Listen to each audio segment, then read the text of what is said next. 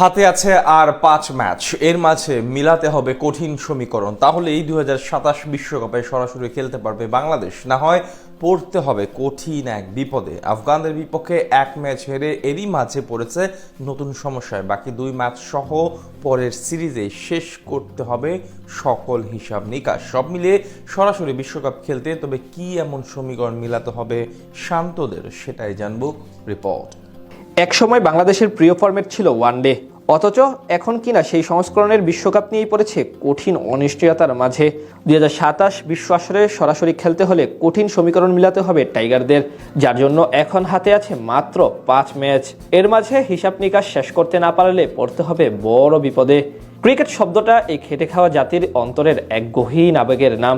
অনেকে তো বলেন ভাতের পর নাকি আমাদের প্রিয় খাদ্য ক্রিকেট।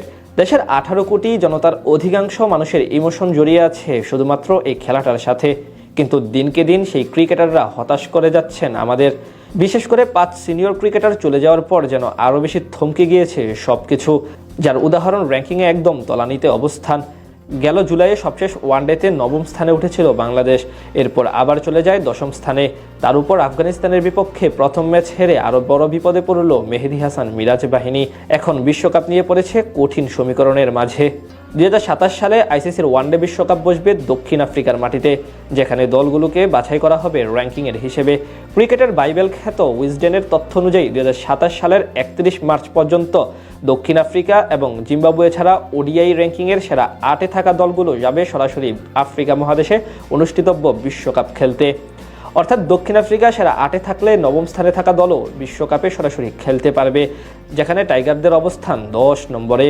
এদিকে আইসিসির সূচি বলছে এই সময়ের মাঝে আর মাত্র 5টি ওয়ানডে ম্যাচ খেলার সুযোগ পাবে বাংলাদেশ। তাদের রেটিং পয়েন্ট এখন 77। এর উপরে থাকা ওয়েস্ট ইন্ডিজের আছে 80 পয়েন্ট। আফগানদের বিপক্ষে যদি 3-0 ব্যবধানে সিরিজ জিতত বাংলাদেশ, তাহলে পয়েন্ট হতো 82, আর এতে করে সুযোগ ছিল 9ম স্থানে ওঠার। কিন্তু এখন যেহেতু এক ম্যাচ হেরে গেছে, তাই বাকি 2টি জিতলে পয়েন্ট হবে 80, অর্থাৎ সেক্ষেত্রে 10-এই থাকতে হবে মিরাজদের। আর যদি কোনোভাবে উল্টো রাশিদ খানদের কাছে হোয়াইট ওয়াশ হয়, তাহলে বিপদ বাড়বে দ্বিগুণ হারে। তবে এই সিরিজটি যদি এখনও 2-1 ব্যবধানে জিতে এবং পরে দেশে ফিরে ওয়েস্ট ইন্ডিজের বিপক্ষে আসন্ন 3 ম্যাচ সিরিজের সবগুলোতে জয় পায়, তাহলেই কেবল সুযোগ থাকবে র্যাঙ্কিংয়ে 8 নম্বরে ওঠার। অন্যথায় এই মুহূর্তে আর কোনো পথ থাকবে না সরাসরি বিশ্বকাপ খেলার। অর্থাৎ এখন রাশিদ খানদের বিপক্ষে বাকি 2টি এবং ক্যারিবীয়দের বিপক্ষে 3 ম্যাচের সবগুলো জিততে হবে শান্তদের। এমত অবস্থায় র্যাঙ্কিংয়ে উন্নতি করা বেশ খানিকটা কঠিন হয়ে যাবে বাংলাদেশের কাছে। তাছাড়া বাছাই পর্বেও কঠিন প্রতিপক্ষ অপেক্ষা করবে বাংলাদেশের জন্য। সেখানে সামলাতে হবে আয়ারল্যান্ড, নেদারল্যান্ডস, কানাডা, নেপাল, নামিবিয়ার মতো দল, যারা নিজেদের দিনে যে কোনো দলকে হারাতে সক্ষম।